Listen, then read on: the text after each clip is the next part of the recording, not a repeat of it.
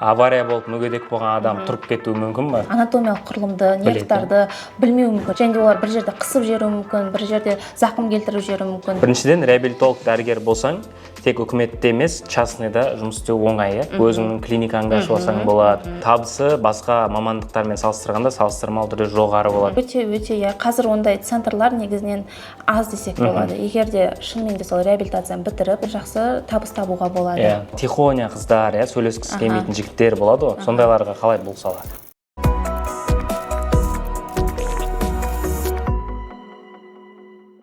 Барлықтарыңызға сәлем, құрметті Қуанышты медицина каналының көрермендері, интерндар, медиктер, дәрігерлер. Бүгін таңдауым резидентура подкастының 3-ші шығарылымы. 1-ші шығарылымда біз резидентураға қалай түсу керек жолдарын талдадық. 2-ші шығарылымда біз эндокринолог дәрігермен талдаған болатынбыз. Міне, бүгін 3-ші шығарылымда Аққазина Күміс Ринат қызы, яғни өте мықты маман иесі, реабилитация саласының резидентін шақырып тұрмын. Бүгін біз реабилитация саласының плюстарын, минустарын, қалай түсуге болатын жолдарын, бұл мамандық қандай перспектива ашатынын барлығын талдайтын боламыз. Күміс, көп рахмет келіп тұрғаныңызға. Саламатсыз ба, Қуаныш? Шақырғаныңызға көп рахмет. Мен өзімді таныстырып өтетін болсам, менің есімім Күміс Ринат қызы. Қазіргі таңда Сендияров атындағы Қазақ ұлттық медицина университетінде осы физикалық медицина және реабилитация саласы бойынша 1-ші курс резидентураны бітірдім. Енді Күміс, бұл саланы таңдаған кезде, оған дейін көп адам бұл саланы естімедік. Мысалы, менің кезімде түскен кезде бум болды, көп грант бөлінді. Одан алдын реабилитолог болдым деген врачтар жоқ еді. Яғни медицинасы дипломы жоқтар да реабилитолог еді, колледжді бітіргендер де реабилитолог еді. Енді қалай шешім қабылдадыңыз, не түрткі болып бұл салаға кетуге?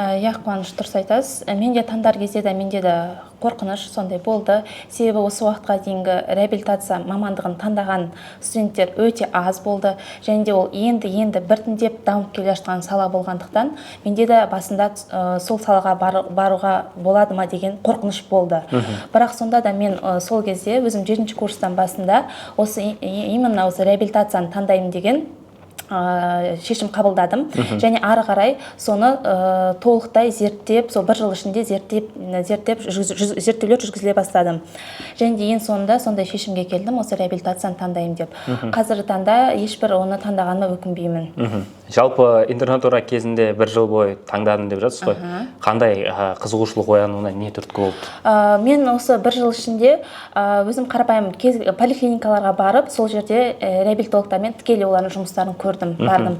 Сол кезде маған ешкім бетімді қайтармады, керісінше кел, көр, қара деп маған қолдау көрсетті. Және де мен өзімізден үлкен ұстаздардан сол реабилитацияның жалпы артықшылықтары, реабилитация мамандығы жайлы сұрастыра келе осындай шешімге келдім.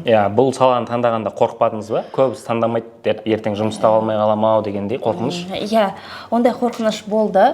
Бірақ та және айтып өткенімдей, негізгі реабилитацияда түскеннен кейін ары қарай бір жеке направленияға кетсек болады. Мысалы, егер ұнаса кардиореабилитацияға кетсек болады. Тек бір жерде шектеліп қалмаған. Немесе спорттық медицинаға кетсек болады. Сондай-ақ неврологиямен айналысса, немесе балалармен, церебральды сал ауруына шалдыққан балалармен мысалы айналысса болады деген сияқты. Оның тармақтары өте көп. Сонымен қызықтырды мені. Енді қазір көбісі шынымен де білмейді реабилитация деген қандай сала, қалай болады. Сол жайлы айтсақ, жалпы реабилитологтың нақты жұмыстары қандай? Қандай науқастармен жұмыс істейсіздер? Мен мысалы ең жиі кездесетін ауруларды айтып өткізейін. Ең жиі бізде кездесетін инсульттан кейінгі пациенттер. Яғни бұл кезде пациенттерде қозғалысы, когнитивті функциялары, сөйлеуі барлығы да шектелген болып келеді. Және де оларға міндетті түрде реабилитациялық іс-шара жүргізілу қажет болып табылады. Сол ең жиі кездесетін пациент сол инсульттан кейінгі деп айтсам болады.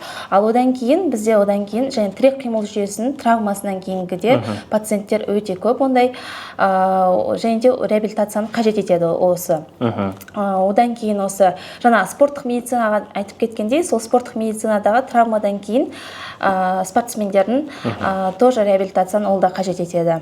Футболистер, боксерлар, түрлі жарақаттар алып неткен кезде. Спорттық травмалар ғой. Енді осы кезге дейін ең қызықты қандай жұмыс жасадыңыз науқаспен? Не есіңізде қалды 1 жыл резидентурада? 1 жыл резидентурада мен оқыған жерде мен өзім кардиореабилитацияда именно сол жерде оқыдым. сол жерде есімде қалғаны пациенттердің осы операциядан кейінгі реабилитациямен айналыстық. Біз сол жерде именно сол айтып кетсек физиотерапиямен, емдік дене шынықтырумен айналыстық.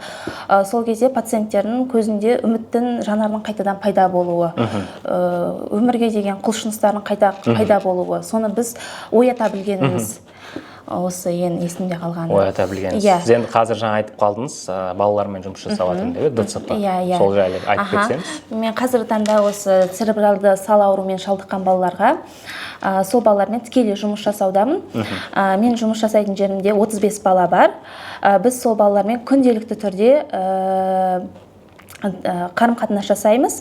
Ол жерде емдік дене шынықтыру, сондай-ақ бұл жерде, то есть бір ғана емес, комплексті түрде ем көрсетіледі. Емдік дене шынықтыру айтып өткізсек, психологпен, логопед, дефектологпен, музыкантпен осындай жұмыстар жүргізіледі. Ол жерде бізде спастикамен балалар өте көп, спастикамен. Одан кейінгі атония, атаксияларменен, хореяларменен, гиперкинездарменен осы балалар өте көп кездесіп жатыр. Осы балалардың барлығына біз бұзылған функцияларды қайтадан қалпына келтіруге барынша көмектесіп жатырмыз. Өте күшті. Енді реабилитолог дәрігер болам деп отқан интерндар қандай пәндерді жақсы оқу керек? Ең бірінші, яғни адам анатомиясын білуіміз қажет, яғни тірек қимыл жүйесі неден тұрады, бұлшық еттердің барлығын, сүйектерді білуіміз қажет, анатомия. Одан кейінгі басты пән ол бізде неврология, яғни нерв жүйесі, орталық шеткі нерв жүйесі, жалпы нерв жүйесі жайлы толықтай білуіміз керек. Сонда ғана біз реабилитацияны мықты маман ретінде бола аламыз деп ойлаймын. Кіміз осы реабилитолог дәрігер болуға қандай типті медиктерге сай? Мысалы, қандай адамдар желательно түскен дұрыс, қандай адамдар түспеген дұрыс деп ойлайсыз? Негізгі реабилитация ол басқамен салыстырғанда ол ұзақ уақытты талап етеді, қажет етеді. Сондықтан да неғұрлым бұл жерде адамдарға көбінесе төзімділік болу керек олардың бойында. Төзімділік, табандылық, алға жетуге деген осындай нелер болу қажет, ұмтылыстар болу қажет. Жалпы мысалы тихоня қыздар, сөйлескісі келмейтін жігіттер болады ғой, сондайларға қалай бұл сала? Бұл сала негізінен неге болмасқа? Интроверттерге. Интроверттер неге болмасқа? Егер ол адам ішінде мысалы ең төзімді болатын болса, сондай, егер ол дайын болса, осындай нәтижені бір уақытта, бір күнде, 3 күнде емес, мүмкін 1 жылдап, 10 жылдап көруге егер де соған дайын болса, неге түспеске? Болады, керемет.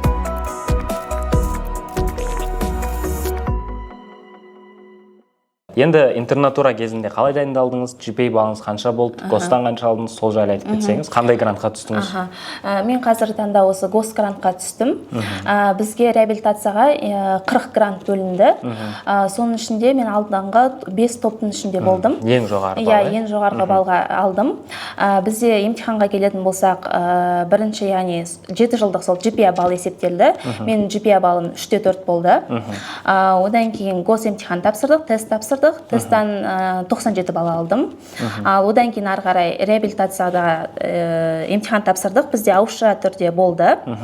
Ауызша сұрақтарға жауап бердік. Одан кейін ситуациялық есеп болды. Одан кейін жаңа мотивациялық реч болды бізде. Ең бастысы сол шешіп кетті десек болады. Сол кезде неліктен, не үшін түскім келгендігін барлығын осыны айттық, неттік.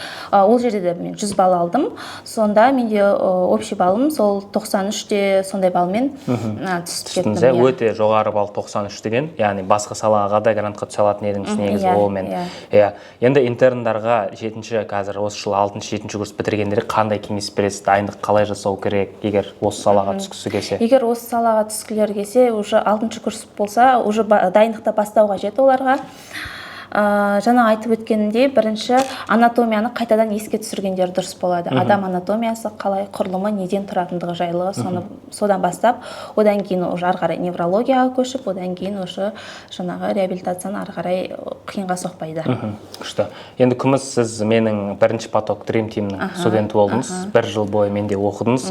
Жалпы сол обучение сізге несімен пайдалы болды, жалпы қандай бір реабилитолог болуыңызға үлес қосты? Әрине өте үлес қосты десем болады. себебі бір жыл ішінде сізбен дайындықтың барысында бізде кейбір түсінбеген жерлер болды осы уақытқа дейін 7 жылдың ішінде, ұмытып қалған жерлер болды. Солардың барлығын сол бір жыл ішінде дайындық барысында жүйелі түрде жүрді, менен ұнағаны. Обратная связь всегда болды. Сол арқылы маған түсуге өте көмегін тигізді десем болады.